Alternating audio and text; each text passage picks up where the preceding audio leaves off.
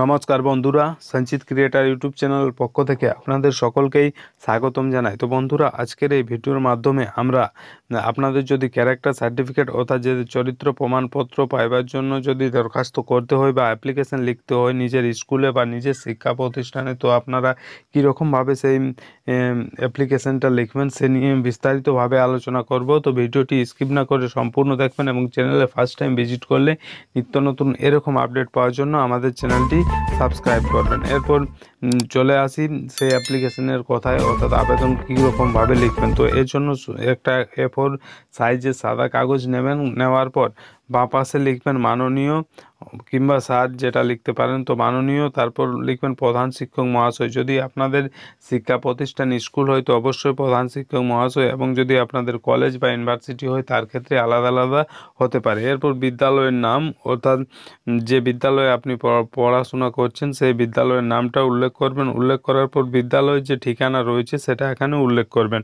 উল্লেখ করার পর নিচে চলে আসবেন।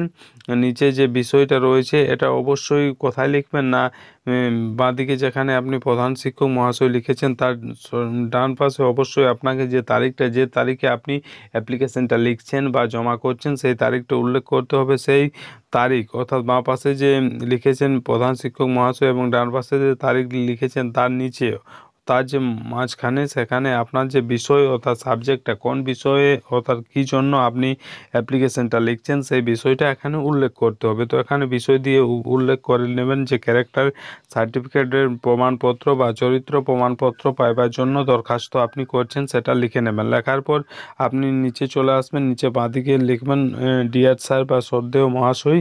এটা লিখে শুরু করবেন। আমার বিনীত নিবেদন এই যে আমি আপনার বিদ্যালয়ের প্রাক্তন ছাত্র। এখানে আপনি চাইলে আপনার যেরকমভাবে লিখেছেন আমার বিনীত নিবেদন এই যে আমি, এখানে আমি দিয়ে আপনার যে নাম সেটা আপনি লিখতে পারেন। লেখার পর আপনি যদি সেই স্কুলের ডিটেলস, অর্থাৎ আপনি পড়াশোনা করলে সেই কোন ক্লাসে পড়াশোনা করছেন, রোল নাম্বার কত, সেকশন কী রয়েছে সেগুলো উল্লেখ করতে পারেন। সেটা উল্লেখ করার পর তারপর আপনি লিখতে পারেন যে আমি আপনার বিদ্যালয়ের একজন ছাত্র।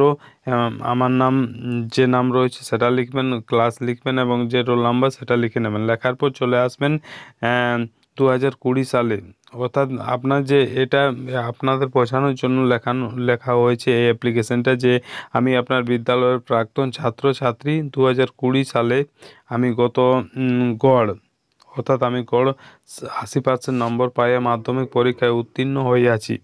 ইহা ছাড়া বহুমুখী ক্রিয়াকলাপে অংশগ্রহণ করিয়াছি। বর্তমানে আমি বিদ্যাসাগর কলেজে বিএসসি পড়িতেছি। বর্তমানে চাকরির জন্য দরখাস্ত করায় আমার একটি চারিত্রিক প্রমাণপত্রের প্রয়োজন হইয়াছে। আশা করি যত শীঘ্র সম্ভব আমাকে উক্ত সার্টিফিকেট প্রদান করিয়া বাধিত করিবেন। ধন্যবাদন্তে বাঁদিকে ধন্যবাদন্তে লিখবেন। তারপর যে তারিখটা সেটা লিখবেন এবং ডান দিকে লিখবেন বিনীত ইতি আপনার বিশ্বস্ত আবেদনকারীর নাম, অর্থাৎ যিনি আবেদন করছেন তার যে নাম সেটা উল্লেখ করবেন। তার যে ডিটেলস, কোন শ্রেণীতে পড়াশোনা করছে, তার রোল নাম্বার, তার সেকশন সেটা উল্লেখ করবেন অবশ্যই, এবং নিজের যে কন্ট্যাক্ট নাম্বার যদি থাকে তো সেটা উল্লেখ করবেন। এরপর আসি যারা সেই স্কুলের মধ্যে পড়াশোনা করছেন তারা কী রকম লিখবেন না, এখানে ডিয়ার স্যার বা শ্রদ্ধেয় মহাশয় লেখার পর লিখবেন যে আমার বিনীত নিবেদন এই যে আমি, ধরুন নামটা উল্লেখ করলেন গোবিন্দ মাহাতো, অষ্টম শ্রেণীতে পড়াশোনা করি, রোল নাম্বার 14 এবং সেকশন এরকম উল্লেখ করার পর লিখবেন যে আমার প্রমাণপত্র অর্থাৎ চরিত্র প্রমাণপত্রের প্রয়োজন।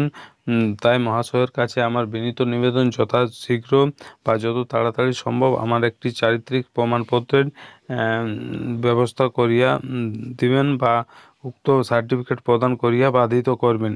এরকম লিখে আপনার বাকি যে ডিটেলসগুলো দেওয়া রয়েছে, ধন্যবাদান্তে তারিখ এবং বিনীত ইতি, এগুলো একই থাকবে। খালি আপনি যদি পড়াশোনা করেন তাহলে আপনার ক্লাস, রোল নাম্বার এবং সেকশন উল্লেখ করবেন, এবং আপনি যদি যেরকমভাবে বলা হয়েছে যে বাইরে কোথাও অ্যাডমিশন হয়েছেন তাহলে এই যে কারণগুলো রয়েছে সেগুলো উল্লেখ করবেন।